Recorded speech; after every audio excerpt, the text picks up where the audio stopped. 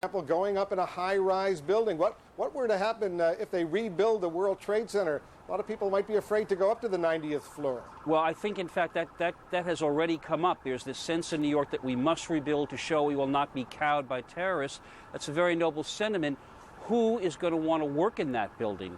I myself, yesterday, Wolf, gazed a few blocks east at the Empire State Building, and for a couple of hours, I must say, I had a kind of uneasy feeling, is that the next target? And when you walk around like that, I mean, people who grew up in Europe, lived in Europe during World War II, they know what this means, but we as Americans don't know what this means. You spend a lot of time in Israel. You know they've come to, in some way, to live with that. And I do think that one of the real questions, I don't think we can possibly answer it for a long time to come, is whether there will be a long-term sense of uneasiness as for people who move around big cities, who get on an airplane, something we take for granted. I mean, Wolf, you and I both know that the biggest complaint we've had about airplanes is they never take off, and the trauma of airline travel. That seems like a relatively trivial matter right now, and I wonder whether that's going to affect, in some sense, our whole national sense that as Americans we've been protected. And from what I hear you saying, and I certainly agree with you if I hear you right, this event will change all of our lives for perhaps forever. I think, we are so given to overstatement in the media that I almost hesitate to put it that way, but I think you are right, Wolf. I think September 11th, 2001 is going to define an America before and after it every bit as much as December 7th, 1941 or November 22nd, 1963. I think it is not too much to say that we will not live anymore the same way we have been used to living before this event. And that is something that's it's so unusual for this country to go to it that I think we haven't begun to get our minds around what that means. I totally agree. Jeff Greenfield in New York, thank you very much. Greta? A war hero himself, he says his country is now at war again, saying this nation is in a state of controlled fury. He has a message for those behind the attacks. Senator John McCain joins us now live from Capitol Hill. Senator, thank you for joining us. You have said that we are at war, as well as the President of the United States earlier today said they were acts of war. Are we really at war? There's been no formal declaration, but are we at war? Oh, I don't think there's any doubt, Greta. Acts of war have been perpetrated on the United States of America by these terrorists, and they have declared war on the United States of America, and so I think it fits the criteria. Now, as far as a formal declaration of war on the part of the United States is concerned, that may be somewhat difficult in respects that I'm not sure exactly how you do that, but I don't think there's any doubt that we are in a state of war. In the event that we can identify the parties who have done these horrible tragedies on American soil, do you expect, or would you want the United States to declare formal war against the perpetrators? Yes, I do, but I don't know exactly whether it fits the criteria for a declaration of war on the part of the Congress of the United States. Whether it is a statement that the President and the Congress make together about the nature of this conflict that we're in is something I think we have to worry about in more of a Talmudic fashion. But what we're really talking about is that the American people need to know this is a long, hard struggle. It wouldn't be over if we got rid of Mr. bin Laden tomorrow. There are other organizations that are bent on the destruction of the United States of America, and in order for us to preserve America and our way of life, we're going to have to sacrifice American treasure and, unfortunately, in some cases, perhaps some American blood. Senator, have you had an opportunity to speak to the President about this? I haven't spoken directly to the President. I've spoken to literally all the other administration officials. Senator McCain, it's Wolf Blitzer. There's a new poll that just came out, an ABC News Washington Post poll, that suggests that all Americans may have to sacrifice something else. Look at these numbers. Would you be willing to give up some of your liberties in this country in order for the government to crack down on terrorism? 66% said yes. Only 24% said no. Those numbers are obviously much higher than they were before this incident. How concerned should the American people be about having to give up some liberties to deal with terrorism?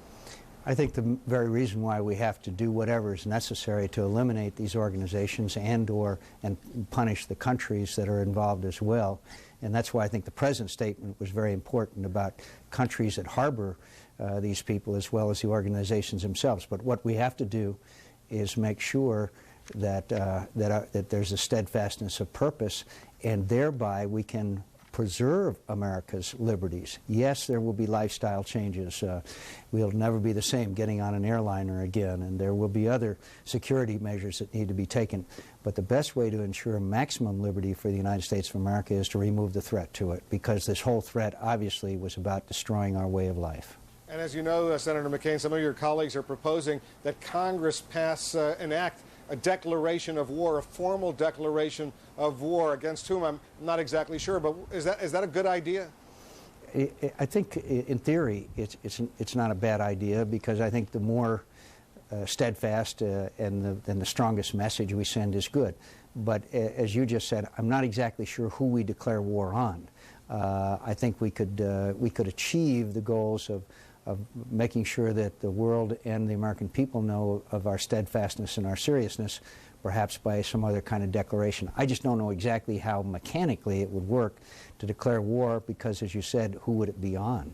Senator, what do you make of the fact that our NATO allies have unanimously sort of joined in support of the United States? What does that mean sort of in the big picture that NATO has at least made this statement so quickly? I think it's great credit to the President and Secretary Powell and others that have made this happen so quickly. I think it's a significant step. I think now we will recruit our Asian allies and other allies throughout the world to make basically the same pledge. I think the President is doing what his father did in 1991 at the time of the Persian Gulf War, and I think they deserve credit for what's been done in a very short period of time. So as a practical matter, Senator, what do you expect in the next few days with all this sort of world support for the United States and at least a tremendous amount of, of anger in this country?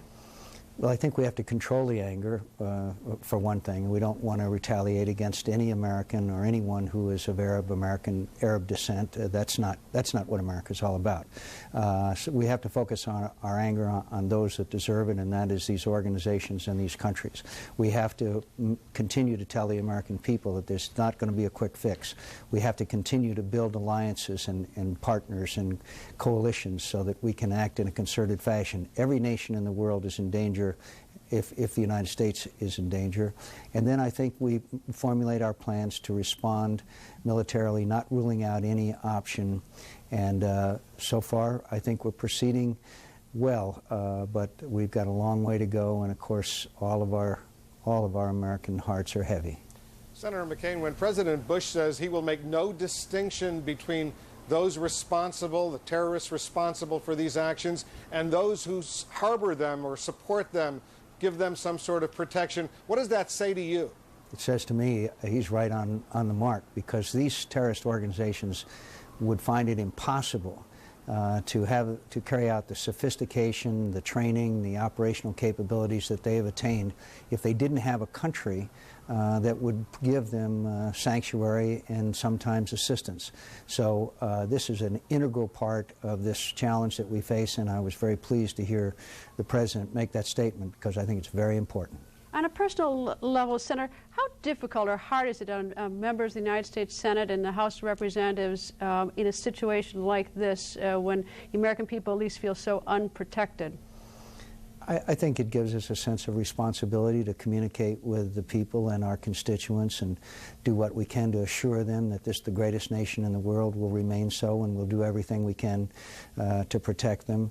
But I also think that as your conversation with Jeff Greenfield, we've been a very fortunate nation. We've been protected by two oceans, and now we live in an era where all of those protections are not as valuable as they were in the past, and we still live in a very dangerous world, which is a reason why the United States of America must maintain its military preparedness. And of course, Senator, we also value our freedoms. That's why so many people want to come to this country. How do we have that balance in the future, the fear versus the freedoms that we've enjoyed so much?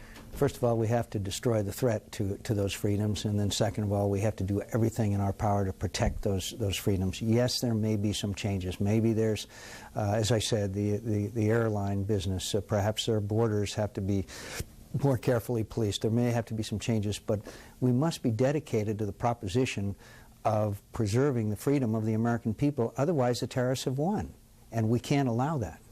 Is there any way, though, to reconcile the changes that are obviously going to unfold in the day-to-day lives of Americans with the need to signal to the terrorists that they're not going to win, that our lives are not going to change? Yes, well, because I think there's a real difference between perhaps waiting a half an hour to get on an airplane instead of walking on board, and really the curtailment of the fundamental freedoms of democracy, freedom of movement, freedom of speech, freedoms, all of those freedoms that are the vital parts of democracy. And yes, we may have to have changes in lifestyle, but I don't think, in fact, it is our commitment. It's our solemn promise that we will preserve the liberties that made this nation so great and are exactly the reason why they want to attack us and destroy us. Senator McCain, we only have a couple seconds left, sure. But can Americans stand down right now and assume that this terror operation is over with and we can go back to our day-to-day lives? I don't know. I assume so. But we have to be vigilant and we have to be prepared, and the sooner we eradicate this threat to our nation, the more we can have a permanent sense of security, the more likely it is. Senator John McCain, always good to speak with you. Thank you very much. Thank you, Wolf. Thank you. And let's recap once again some of the latest information we have as of this minute. Search and rescue crews have evacuated the World Trade Center site after the partial collapse of another nearby building. It's One Liberty Plaza, a 54-story tower whose tenants include NASDAQ. Investigators believe they've identified some of the hijackers. Part of the probe is focusing on Florida, where several people are being questioned. Several homes were searched. New details of possible efforts to save the plane that crashed in Pennsylvania. At least 2 of the passengers were able to call relatives. One passenger told his wife the men on board had voted to try to overtake the hijackers. And members of Congress held a vigil tonight on Capitol Hill. Tomorrow they're expected to approve $20 billion for the recovery and the investigation.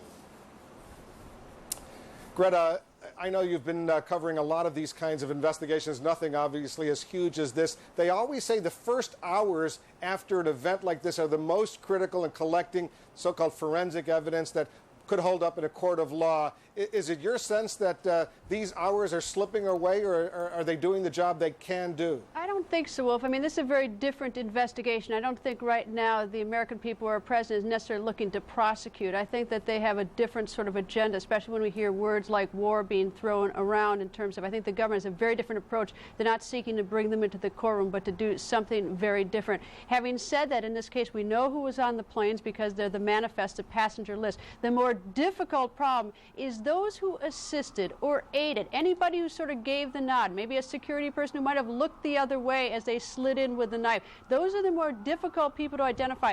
And I don't think that it's necessary, that we're going to get those people. But those people who helped are just as involved in the conspiracy to kill all these people and are just as responsible. They're the hard people to catch, and I don't think time makes a big difference. Is it your sense, Greta, that if the U.S. government holds up some very, very stringent legal legal condition for pursuing those who may be responsible, the U.S. may wind up doing nothing? I don't think the U.S. is going to do nothing. I mean, listening to Senator Shelby, Senator McCain, the President of the United States, I think the American government is going to do something. I don't know what it is, but I also think if given the opportunity to bring people into court, I think they will do that. And in 1996, a statute was passed, an anti-terrorism statute, in which if you are convicted under that statute, you are eligible for the death penalty. You'll be tried in federal court, and you will be eligible for the death penalty. And I suspect, with the magnitude of the destruction and tragedy, that you'll get the full force of the government against you. And the reason that Ramzi Youssef, the mastermind of the first World Trade Center bombing, is serving a life sentence plus 200 years, didn't get the death penalty is what? I don't know. It's because the jurors decided apparently not to give them the death penalty. I don't jump in the minds of the jurors, but the one thing is that, as I looked around Washington tonight, Wolf, I got to say that the city is very quiet tonight after the tragedy at the Pentagon here, but we are now facing the police presence in this city, and things may change a lot for us, at least in the short run. Wolf? All right, Greta, and that wraps up our coverage for this special hour, but stay tuned. Larry King Live is up next here on CNN. Larry will be talking to witnesses, aviation safety experts, terrorism experts, and lawmakers on the day after the attack on America. Good night, Wolf. Good night, Greta. Right after Larry King, there will be a special one-hour CNN report, America Under Attack, hosted by CNN's Aaron Brown and Paul Lazano. Good night.